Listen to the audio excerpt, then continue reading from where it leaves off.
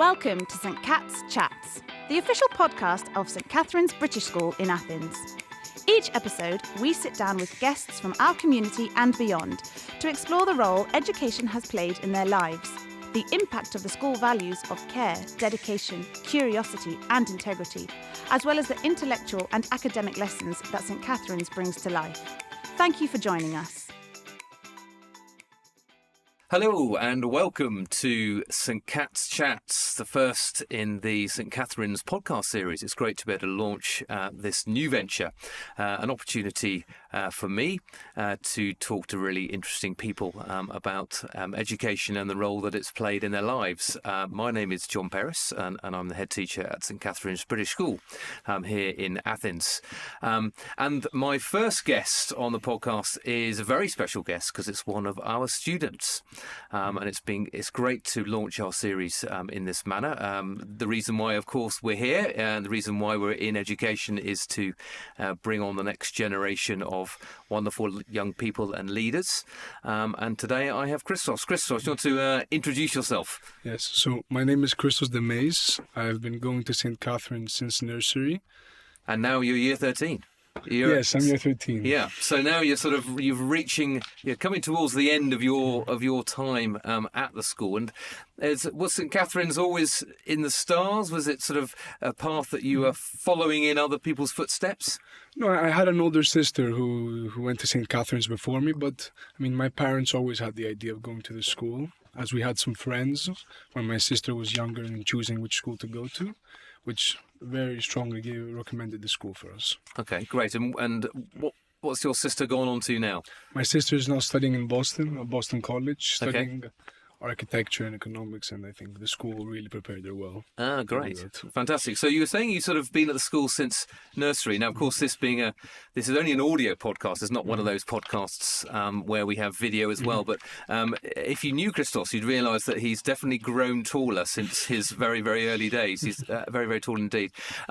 So tell me a little bit about your sort of journey in the lower school to start with. Of course, you were at the lower school when, of course, lower school, upper school were together in the same place. Tell me a little bit about that. So I started in nursery, of course, in the old upper school in EYFS, which we had our own building for nursery and reception, and I can honestly really remember going out of the classrooms and playing with our friends.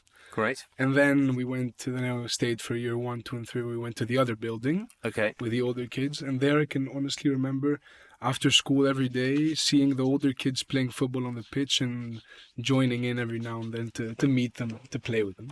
It's really fun. And now in year 8, I'm pretty sure, I came to this school. And honestly, the transition has been very nice and very smooth, especially moving at an older age. It was a time when I started using the labs and I had really the need for more advanced technologies and infrastructures. So, for example, the design technology lab or the new CS labs is like 3D printers and things. They give me opportunities to do many, many things. So you're part of that sort of group which sort of transitioned into this new building. What was it like being all in the same building? You remember what it was like? Did it feel crowded or did it just seem fun? I know you were young then, of course. Mm-hmm. I mean, it was nice because for me, being a younger boy, playing football as well, I mean, I would see the year 13s, 12, 11 boys playing football after school. So seeing them walking around, going from class to class, honestly felt like seeing celebrities walking around. Great. And hopefully maybe the younger ones see you guys. I see you guys playing football at lunchtimes on the pitch, having a good time.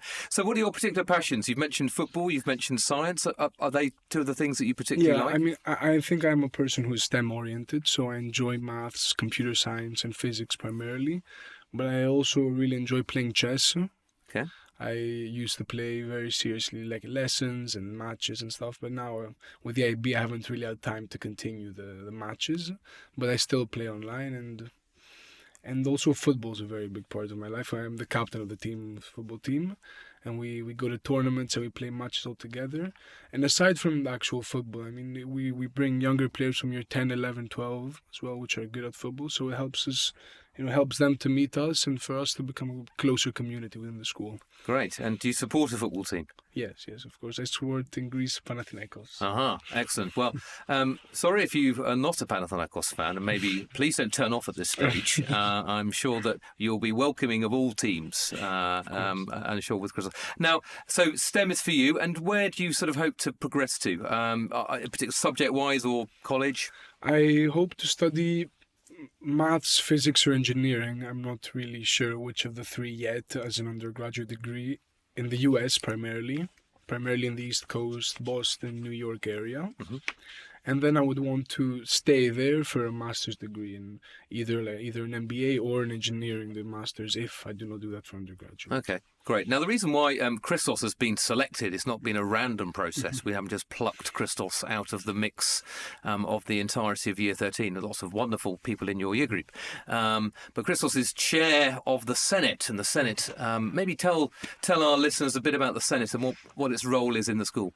So the Senate is an elected team, let's say, of 2 people from each of the Year 13 classes and each of the Year 12 classes, where we pretty much act as a vessel to communicate the needs and the wants from the IB student body to the teachers and the administrators. For example, now that we had the new uniform being implemented, the ideas for the uniform were passed on by the administrators to the Senate, and then we brought these to the students for feedback and improvements and suggestions. Great, lovely. And there's a leadership within the Senate, of course, and you're the chair. What are the other positions and who are they? We have a treasurer who is Amelie Pagona. We have Secretary Andriana Varsami and the Vice Chair Christos De Meis. Okay. So in the family tradition. Yes. Great, wonderful.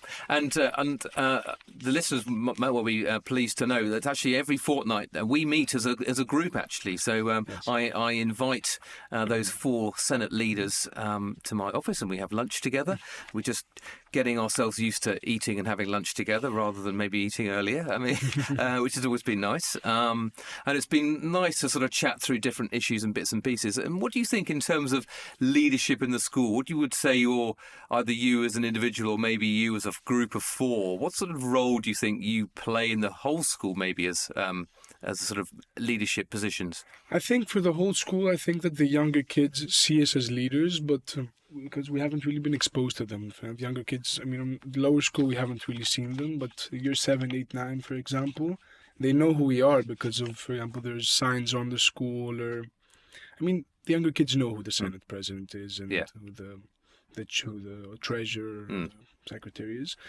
But I think that they see us as leaders and as like voices, like people that they can honestly come and talk to without feeling the pressure of, oh, it's a teacher, I should be careful what I say. I mean, more as a friend, as a friend. And do you think you've done more? I mean, have you introduced anything particularly this term that sort of maybe generated a bit more leadership opportunity and a bit more vertical integration? Well, a member of our Senate team organized this. Actually, there's a peer tutoring from IB students to Key Stage 3 students in IGCSE, where we spoke with teachers and students to see which students needed help in particular subjects, but also not only help in subjects, also as just acting as a mentor, generally helping them with balancing studies and sports or friendships, which not only helps them to improve in their subject, but I think also can help them to make a friend, and especially an older friend who they can say hi to in the corridor and their friends can be jealous of them. I think it's always nice, isn't it, looking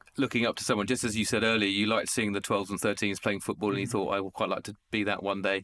And now you are that person, of course, and they're the ones that are looking up to you. So, Christos, if you could maybe look back at your time now, as you're sort of drawing to the end, one doesn't want to wish your time away, you've still got plenty of time, but we're coming towards the end of your time at St Catherine's. What would maybe be your reflections on your time at the school? I mean, I think it's been a very happy time for me. I mean, honestly, when I was younger, I was always looking forward to the time where I would finish school, go to university, be free. But now that I'm really here, it's time to leave nearly. It's very sad. As I mean, the friends that I made, the relationships with the teachers that I've built, it's something that I'm never going to be able to have again. Yeah. Going somewhere where I can see my friends every day and talk to them every day is is unique to a school, especially a school like this. And has many of them come through with you from that sort of time back in nursery? Yeah, I mean, nearly all of my friends are friends that I've had since nursery. Amazing. Great. And let's maybe to think, right, let's say you're maybe hard to believe, maybe you're 40 or so. What's Christos De Meis doing then? I would want to work in an engineering company, preferably in Europe, maybe Italy or Greece. Okay. And I would want to spend a lot of time with my family and still continue to be playing sports and actually being an active member in the community. For example, we had an internship program with the school where many alumni of the school offered internship programs in the companies that they own or they work for younger students, which I was personally a part of. I worked in a cement company called Titan. So if I have the capabilities, I would want to, when I'm 40, offer this for the students like it was offered to me. Great. It's that sort of sense of giving back, I suppose, isn't it? Where when you're at school, everything kind of happens for you in lots of ways. I know our CAS is amazing and there's some fantastic projects. But I suppose it's that sense, isn't it, of St Catherine's being that school that goes all the way through your life. And actually, in some ways, when you're coming towards the end of your time, that in many ways, it's quite a short time that you're actually at the school. Therefore, keeping that association all the way through your life is really important. You've obviously benefited from that, which is great, and it's great to hear that you want to sort of give back. And probably, lastly from me, Christos, maybe if you think yourself now as a strapping 18-year-old, think of yourself as a 15-year-old, what advice would you give the 15-year-old Christos? I would give my 15-year-old the following advice. I would tell him to always trust the people around him, his parents, the teachers, because at the end of the day, they want what's best for you, and they have the experience, and they know how they can help you, which was something that I did, but sometimes I trusted myself more than people around me. And I would also tell my 15-year-old self to persevere, and even in times where things look hard, you're not going to think you're going to make the deadline or study enough for the test. Or maybe you didn't do well in the test and you think it's over. Just to persevere and to always look forward. Great, fantastic, wonderful, great.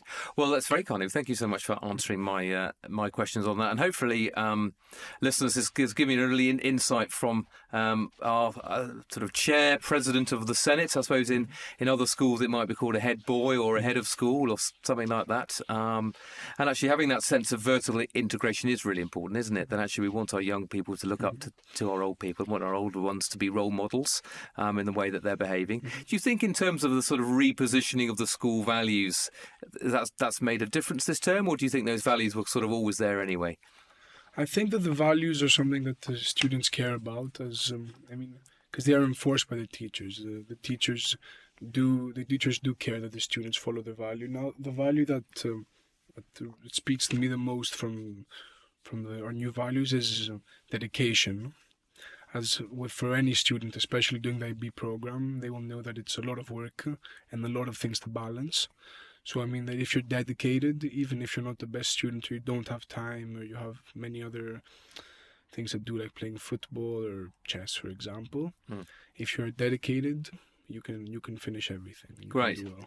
And what would you say in terms of that? Because it wasn't that long ago for you, that sort of transition from GCSE, and GCSE you do a lot of GCSEs, and it can be quite a drudgy time, can't it? I think, and certainly in my career, year 11 is not necessarily the most exciting year in the world. What did you sort of notice, maybe those differences as you transitioned into the IB? I think the differences was, the workload was of course more, but the good thing was that you have much less subjects, so you only do what you want to do, and you can choose the difficulty of your subjects in IB. So for me, for example, that I'm STEM oriented, I chose high maths, physics, and computer science. While only doing English 4 periods a week, I do maths 6 periods. Yeah. So and then that means that I should dedicate more time to it, which is something that I enjoy doing. Going from GCSE to IB, there was the stress of course, there's the idea of going to IB, which was scary me. But in the end, with the help of the teachers and my parents and my own hard work, it went smoothly. And is it sort of a different rhythm to a day, a different rhythm to a week? Because you go from doing obviously 11 subjects, therefore it's a bit different in terms of then free or study periods or whatever. What's the sort of lifestyle like, and how is that different in the IB? I think the lifestyle is much more free, much more relaxed. Because even though it's true you have more work, you have TOK and CAS to work on, you have study periods, as you said, and you have less subjects. So during those study periods, if you're feeling overwhelmed, you can just relax and get ready to study after. Or you can keep studying and get ready, get forward for the next lesson. So I mean, it's much more liberating, I think, doing the IB rather than the GCSE. And did you notice a change in relationship with teachers, or how did that sort of maybe evolve as you became a sort of more of a senior student in the school? I think that being a senior student, especially for me, because I've been here since nursery, even though the teachers aren't the same, I've developed a relationship with the teachers. So now that I'm year 13, I mean, honestly, teachers are nearly, I can nearly talk to them as friends. For example, if I have an issue with a homework or I'm feeling really overwhelmed and I won't be able to meet a deadline, and I can go and tell this teacher, I can tell him, just so you know, I won't be able to, I have so many things to do, can you please give me 2 extra days? And the teacher will give it to me just because they know me and they can trust you that they will do it. Yeah. And that's nice, isn't it? I mean, I certainly found teaching sixth form and GCSE for many, many years that actually it is a different relationship, isn't it? It's more informal, there's more of an adult to adult, you aren't mates, of course. It's still a teacher-student relationship, of course. But actually, it's more that sense of we're kind of in this together, and okay, let's work these things out. And I'm here to help you, and you're here to help me, type thing. Which is a nice relationship to have, isn't it? And certainly in terms of that transition into university, either how you use your spare time, which is really important. Well, depends what subjects you do. Probably the ones that you do, there might not be that much spare time. But also, how you organise your time, where you're able to relax, and actually getting that work-life balance and making sure you do have time for exercise. Obviously, for you, it's football, isn't it? Are you quite good at sort of switching off as well? Yeah, I mean, I think that I have a good balance of studying and football because, I mean, it really takes my mind off all the pressures and the things I have to balance for IB, and especially now in a period where we have to submit all our AAs and the university essays, the TOK essays. So, I mean, it really helps me as when I'm feeling really overwhelmed or really stressed, I can just go out in the garden and kick a ball about for 10 minutes and calm myself. Great. Excellent. Wonderful. Well, thank you very much indeed, Christos. Is there anything maybe that you'd like to ask me? Yes, I would like to ask, what was your educational journey and what inspired you to become a teacher and eventually a head teacher at St. Catherine's? Great. Well, I think like a lot of people, when you're at school, you kind of just go to the school that you get sent to in many respects. I think probably as a young, I'm not dissimilar to you. I started at a school probably from the age of 5 or 6 and then stayed at that same school all the way through. And I completely agree. Actually, my friends, who are still my friends, I probably was with when I was 5 or 6, and we went through the school all together, and there was a group of us. We all liked sport and drama and music and all those sort of things. So I really benefited from being at the same school all the way through, and I really enjoyed that, and I got a real sort of link to that. I'm from the UK. I'm from England, from Devon, which is in the southwest of the country, Exeter particularly. And I really enjoyed it. I don't think at the time you really can think too much about the wider implications of it. I think you just kind of, it happened to be the school up the road. It happened to be the best school around, and it happened to be up the road, which was very useful for me, certainly. Then went on to university and studied geography, which I really enjoyed. And then I did my teacher training. And actually was at university. And even at school, I didn't really think, I really want to be a teacher. I don't think that was burning in me from day one. I think it kind of just fell into place in many respects. That I liked my subject. I liked the sort of curiosity angle of it. And geography for me is a really curious subject because it's always evolving, whether that's physical geography and glaciers or things like that, or it could be human geography, population movements, urban patterns, all those sort of things. And I like the fact that it was always changing. And to be able to have a profession and a work where I could do that is quite nice, really. And also I could combine sports coaching and playing sport and being outside and those sorts of elements. And I think I'm sort of probably quite a social person, so I quite like being with people. I'm from a family of doctors, actually. Actually, my father's a doctor, or was. My brother's a doctor. My mother was a midwife. So maybe I bucked the family tradition. I don't know. But actually, we've ended up with my brother being a doctor. I'm a head teacher, and my sister's a farmer in Mid-Devon. So we've all sort of taken slightly different paths. But then I sort of thought teaching would be the thing for me, and I started by going abroad. Back in those sort of days, a gap year was quite popular, where you would often maybe go off travelling and things like that. But I didn't do one between school and university, and I sort of felt that it'd be quite nice to see some of the world. So I wrote to lots of schools, actually, abroad, and thought, this is me. And I was really lucky to get a job at a school called Wanganui Collegiate School. And in fact, there's a family that's in the school from Wanganui. And it's been great to chat to them about a small town in New Zealand. And it was a wonderful place. It was a very English boarding school, although in the middle of New Zealand. And I was a boarding house tutor, so I lived in the house, looked after the kids there. I taught geography, I coached rugby, hockey, cricket. I played for the local hockey team. I went on these expeditions on all these, walking up these volcanoes, and it was pretty amazing. So that was a great sort of time of practicing your teaching in many respects, but also living in a community and being more independent and being a bit more grown up as well. I came back from that. In fact, I could have stayed there probably, but I thought probably if I don't come back now, then I'll never come back, and that'd be me forever in New Zealand probably. I worked in London for about 6 months, a school called Forest School, which was really good, sort of east end of London, sort of Essex Verges, if any listeners know that area, sort of Snaresborough, Wanstead area of town. And then I got a job at Norwich School. Norwich School is in fact, all my career has been in the independent sector, actually. And it was a very ancient school, sort of mid-16th century, based around the cathedral in Norwich. Our morning assembly every morning was in the cathedral, which is a pretty amazing way to start your day. I'm not sure every 15-year-old probably appreciated it, but I can almost guarantee that they would appreciate it now. And that was really good, and that was sort of cut my teeth in many ways in terms of teaching and probably how to do it, and learned from lots of people. And I think through careers you always learn from lots of people and how they do things. And I probably like to think that some of the traits I have now are really taken from those people. And whether you would take these things from your teachers or from your parents or your wider family, I'm sure there'll be little traits that you've picked up over time as well. But I enjoyed my time there very much, particularly because I met the person that I'm still married to. And we got married there in 2000. Then I moved to Tunbridge, which is an all-boys school, boarding school, and I was there for many years, 16 years, and did lots of things there around the hockey. I did junior discos. I was in the boarding house. I taught geography, obviously. I coached all the sport and did lots of things there. We had our children when I was there as well.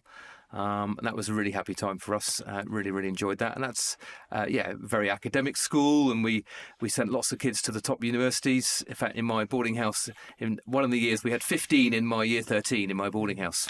And one year, 9 out of the 15 went to Oxbridge, which was quite an impressive one. I was doing all their UCAS references as well. And that was a really good moment for us. And I've loved staying in touch with those boys. They're lovely, lovely people who have gone on to be very successful generally, but most importantly, they're really decent human beings, and I've really enjoyed their company over time as well.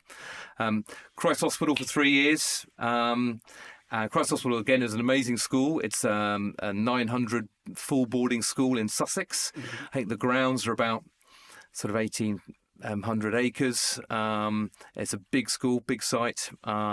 Wonderful school, which is built, again, mid-16th century. But a lot of children from very deprived backgrounds. It's the biggest bursary providing school in the country. And an amazing school where I was deputy head, and it was a real privilege to be there for those years, and some wonderful staff, fantastic kids as well, which again I've enjoyed staying in touch with some of them, which has been really lovely. And then I became a head, and you sort of said right at the start my educational and maybe professional journey, but I don't think you ever start teaching thinking I want to be ahead. Maybe some people do. I don't know. I wasn't one of those people. I think I probably got to every point and thought, great, I've done what I want to do here. I'd like to go on and do the next thing. And you might find that in your career as well. Maybe your father or mother was the same. I don't know. You get to a point thinking, I want to do the next challenge. So I then went on to be head for 5 years at Langley, which is a sort of co-ed boarding and day school in Norfolk. Really, really enjoyed that. And then very fortunate enough to start here this September. So that's a sort of whistle-stop tour through my career. Yeah, so that's a very fascinating and long journey from being in school in the UK to Greece. So, as your new headmaster, what are your main goals for St. Catherine's in the coming few years? I think a lot of things, really. I think the school's in a really good place. There's lots of brilliant staff. All the students I've met have been really interesting. Parents have been fantastic. I've really, really enjoyed meeting so many parents. Really, really interesting people. Really keen, supported people, which is fantastic. The alumni have been great. I've really enjoyed meeting them. I look forward to seeing you at alumni events next year, Christos.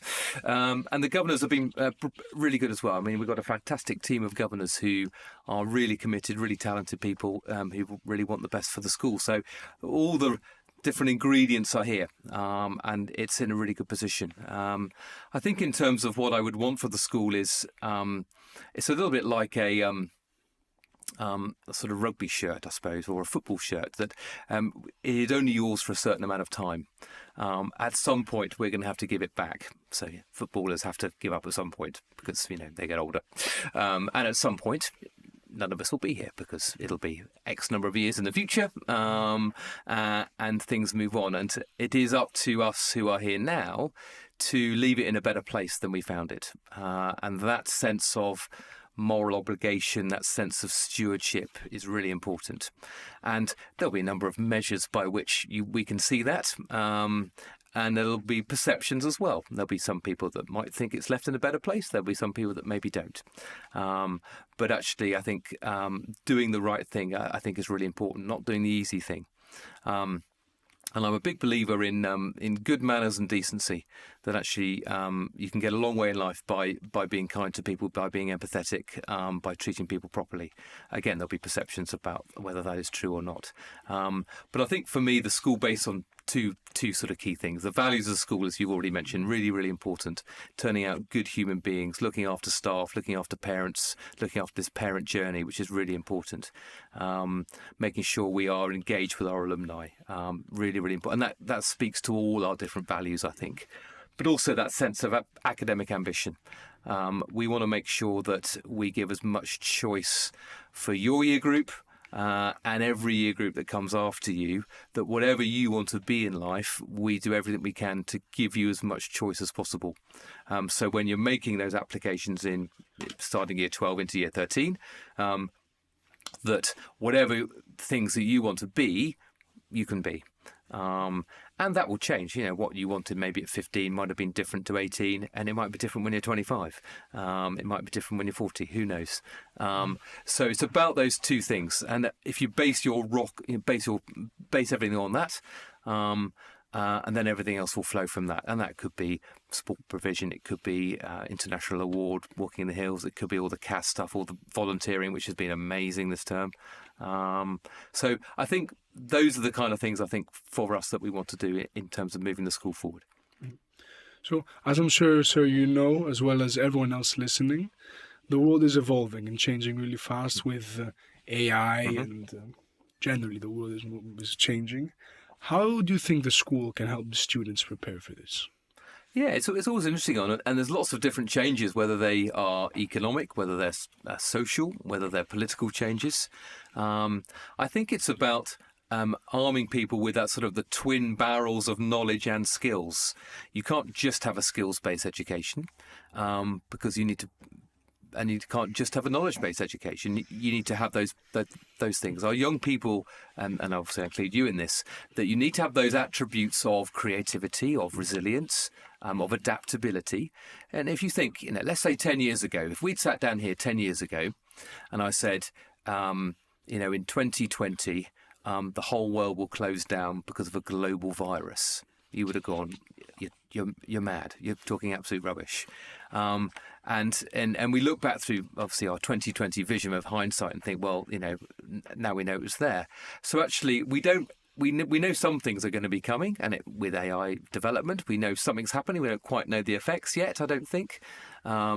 The geopolitical world is pretty unstable at the moment. What is going to be happening in certain parts of the world? And this is not going to get too political, I hope. But, there are certain countries with certain people in charge. And they might have a bigger or a greater or lesser extent in terms of how they impact people.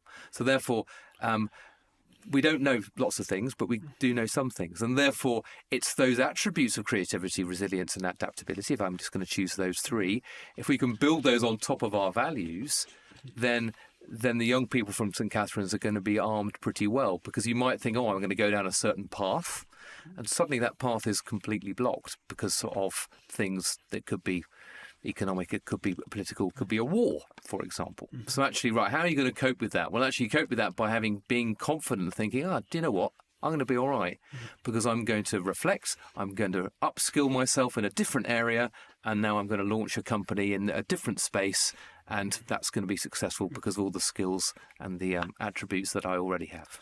We talked before about the school in the next year and how in the next few years, now we think it's going to evolve. And how do you think that student leadership and in general the student voice can help to shape the school's future? Yeah, I mean, I'm a huge believer, again, I suppose it comes back a little bit to that stewardship point that we're all passing through. But I think I said in one of my assemblies right at the start of the year, the school is yours. The school is the student's school. It's your time at school. It's not my time at school. It's your time at school. And therefore, leadership is really important. That actually, the young people need to recognise that and think, actually, these are the changes that I want to make. And it could be Eco Club. I had a great chat with a couple of Year 11 girls recently about all the things I want to do. Eco Club, loving their initiative, brilliant. All the CAS things is great in terms of we want a blood drive, we want to volunteer at the marathon, we want to do Hoops for Hope, we want to do all those different things, need to be driven by students. So then when you get into the world, actually, you want to be helping your local community wherever you're living in the world. Those things are really, we want you when you get to university to run those student societies because we want to be producing the sort of people and helping the sort of people that are going to be game changers, going to be leaders. And you only really get that through different experiences. So that's in the IB Senate, it could be Key Stage 4 Senate, it could be Key Stage 3 Student Council, could be in the lower school different student councils, it could be house captains, which I know we brought in this year, which has been really good. It could be through head boy and girl at the lower school. It could be leading the debating club or Model United Nations or captain of a sports team. It doesn't really matter what the vehicle is. It's a bit like team sport. That actually doesn't matter whether it's a sports team or a choir or a cast in a play or a Model United Nations team. Whatever it is, it's about that particular experience, working with different people, knowing that everyone's got their strengths and playing to that.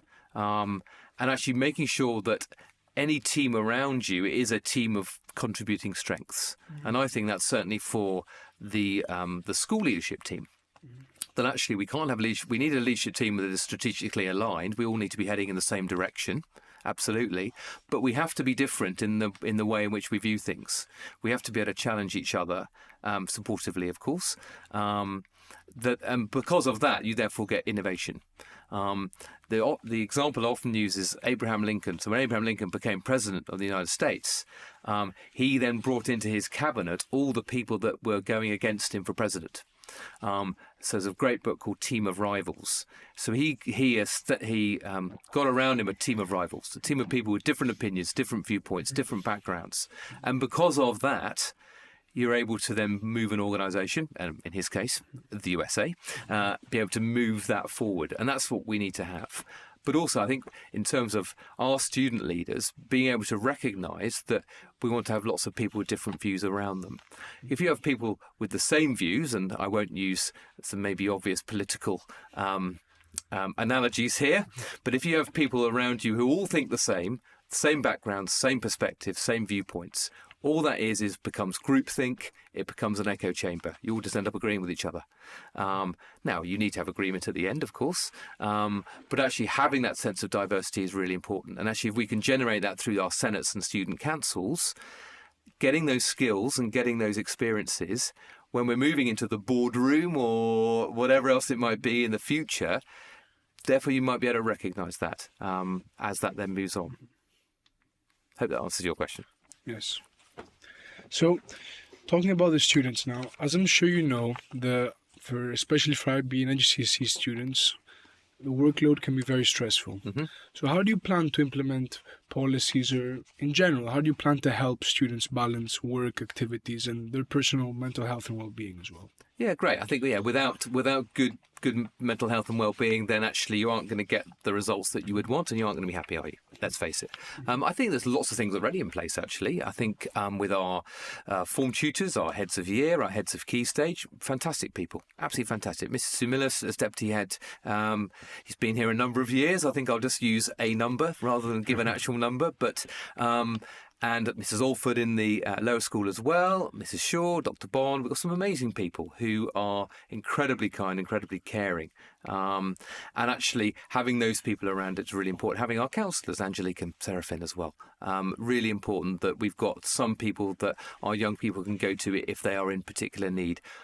Learning support department. There's huge amounts of people. I think in any organisation you need to have a wide diversity of people who... can relate to our young people. And if that particular person for that particular young person is a basketball coach, it could be someone in the canteen, it could be their history teacher. It doesn't really matter who it is, but as long as there's that someone that they can go to and they can say, "Sir, miss, can I have a chat to you?" We've got to making sure we have those outlets, but also making sure we have the spaces. So I know obviously the IB are only allowed on the roof, and I know that you guys are particularly enjoying that. But actually, I remember going up there having lunch in those first few weeks. What a great place! I mean, wonderful. And I suppose it's hard because you've kind of always been used to it these last few years. But coming in completely new, I was completely blown away by it. What a great space to be in, to be able to relax and chat with your friends and do a bit of work and have a cup of coffee. Really, really nice. So providing the right environment is important. Providing the right support structure is important. Providing that right balance as well. So enough fresh air, enough exercise. Often I said in my recent assembly, I think, that actually as you move into those exam years, thinking about things that you can control. Don't worry about things you can't control. Focusing on things you can control. So you can control your diet, you can control your sleep, you can control your fresh air and exercise. You can control how hard you work. All those things are in your gift. And actually making sure you get that balance right between all those things. If you do too much of one of those, that's not great. It's a bit like food, isn't it? If you have too many burgers, that's probably not great. If you have the occasional burger, that's fine. So making sure we get that balance right. But also I think not being afraid of stress. Stress is part of life, isn't it? And actually, let's face it, when you've got your IB exams, it's going to be stressful. No one's going to take that away. But actually, giving you mechanisms by which you can think, yeah, I'm a bit stressed about this, but I'm going to be all right. I've prepared. I've worked hard for this. I've had a good night's sleep. I've eaten well. Actually, yeah, I'm ready. So actually being able to cope with that stress, being able to, and university finals or whatever else it might be. And stress is not going to suddenly go away. So actually, I think arming our young people with these different tools, and it could be online safety tools, it could be relationship tools, all those different things which are going to make the sort of choppy world of either being a teenager or being a young person just that little bit easier. So yeah, I mean, speaking from personal experience as well, I can say that the roof has helped me very much. As for me and all my friends, it's for our study periods or during our break, having somewhere where we can go. Since it's such a big place, and it's only for IB students. No matter even if there's the whole IB present on the roof, you can always find a quiet corner. And especially during the study periods, if you want just a place where you can relax, eat your food, and study, it's really the perfect place to do that and be at peace. Yeah, and I think also for us trying to make that environment, as I said, we can't take away some of the stress, but actually the roof space is great. The fact that IB students can come in, if they've got free period in the morning, they can come in, then, rather than at the normal time. If they've got a free period at the end of the day, they can leave early. I think also having a relaxation of uniform and jewellery requirements, actually that just takes away some of the stress. So actually they can focus on, having a good time with their friends, working hard and playing their sport and things. So I think being able to have mechanisms in the school day and the school week that are able to relieve that, but also giving opportunity. So whether that's, I'm just thinking about the concert we had last night, for example, Konstantinos, Marianthi were our wonderful compares, but actually giving them that space and opportunity, I'm sure they find that as a real comforting space on the stage. And being able to have those different opportunities, I think, is important. So, with the school obviously getting bigger with more students, how do you plan on bringing the school together closer as a community? Like talking before, for example, about me seeing the older boys and knowing them. How do you plan to make the school closer, even though it's getting bigger? Yeah, of course. And there's no desire on my side or anyone else to make it too big. I think the school can be a bit too big, actually. And I think being able to have that sense of identity is really important. I think the school will naturally grow a little bit in the next few years, but not huge amounts. And then we would certainly want to bring a stop to it. There's a sort of adage in UK schools, which often have got sort of chapels or churches in their school grounds, that actually the school should never be the size that's bigger than you can fit in the chapel or a hall or whatever else it might be, because actually then you are in that same space together. I think lots of things. I think thinking of ourselves as one school is really important, not letting certain barriers get in the way of that, whether it's a road or whatever else. Actually, thinking of ourselves as one campus and one community, I think is really important. Whether it's the OWL badge that binds us together, whether it's that sense of houses that bind the youngest to the oldest. And I know we talked a bit about houses in our lunch meetings as well, and actually the importance of houses and strengthening that. And the houses can be a really good vehicle for that. So you could be 5 or you could be 18, but you're both in victory, for example. And actually, therefore, you've got a bond, haven't you? And certainly this term, there's been a lot more house interaction, a lot more house competitions, house points, and that house spirit. And we want to certainly build that up over the next few years, because actually that does bind people together in terms of that one community. So there's vehicles like that you can certainly do. I think, lots of things in terms of maybe some of the older students going down to help the younger ones. It could be the tutoring program that you talked about, but certainly it could be the CAS students helping out at the Halloween or the Christmas fair. That was brilliant. So the more opportunities we can give for that, the better. Yeah. So, Chris, as you're sort of now heading off into your next phase, I can think about the preparation I was given when I was at school. I think we were told to go into a careers library and find something to read about a university. And I think actually I went to the university I went to because I bumped into an alumni in the pub who said that, I should go to this particular university because he was having a good time. And that's exactly where I ended up. Tell me a bit about the sort of preparation which our newly branded Futures Department has helped you. So, for example, for me, my personal experience was from last year, from year 12. We had 1.5 hours a week, 2 periods a week. But firstly, we would set up our accounts, Unifrog, for example, and we would talk with individual counselors to see what our interests were and what possible majors we could do. Yeah. Then according to our grades at that moment, or the grades that we aspired to get, we could see the different universities and different places for these qualifications, which I think also helped many of us to inspired us rather to work harder. Because if, for example, I want to go to Imperial and I have 6.66 in my high levels, I know that I have to study to get better grades in order to go to the school that I want. Yeah. So I think for me it wasn't an issue because I'm going to the US, but for many of my friends who are going to the UK, I mean, these sessions in year 12 were really a wake-up call for them, and they reminded them of what they need to go to the schools that they really want. Yeah, and I know there's sort of at the moment sort of one-on-one sessions starting next term, I think, with the year 11s. Yeah. I think different universities come in. Obviously this year we had the Universities Week and Universities Fair. Do you think that went well? Do you think that was useful? Yeah, I think it was really useful. I mean, very many schools came during the University Fair, and then we had for a few weeks, every day or every other day, we had different schools coming in during break, sending representatives, online meetings where you could talk with them and honestly find out from a person how the university really is, because you can watch the videos and read online, but it's a very different experience having a real representative university in front of you talking with them about what it's really like. Yeah, and that's a huge, again, advantage of this amazing community. We've got parents, alumni who've studied at some amazing places that can really inspire, can't they? Of course, a lot of 16-year-olds, 17-year-olds don't know, do they? And don't really have an idea. And actually, it's having the confidence to think, I don't know, but I'm going to go and find out. That's really, really important. And also things like there was a brilliant internship program I know that was run last summer for Year 12, which again gave those people a really good time. Yeah, for sure. I was part of that. We're talking about what we said before. Which company did you go into? I worked for Titan Cement. Yes, of course. Yeah. And what did you learn about that particular industry? Going to a cement company, I was expecting a very basic company with a plant and trucks. But going to their headquarters, going to the site, seeing everything they do, it was really eye-opening. Seeing just how a company can look simple from the outside, but what's really behind it is fascinating. Brilliant. Fantastic.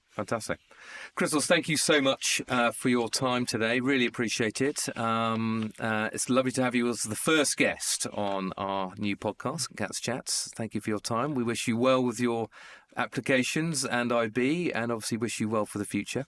Thank you. It was a pleasure to be in this podcast, especially as the first guest. Great, wonderful. And thank you to all our listeners. I hope you've found out a little bit more about Christos, about me, about the school, and we're looking forward to getting lots of really interesting guests on, talking about maybe the role that education has played in their lives, what they would tell themselves maybe when they were a little bit younger. Thank you so much for listening, and we look forward to catching up with you soon.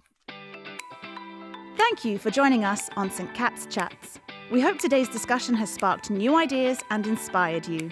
If you enjoyed the episode, be sure to follow the podcast and share it with others. Until next time, remember, at St. Catherine's, we are a 3 to 103 school. You are always part of the St. Catherine's family. One campus, one community.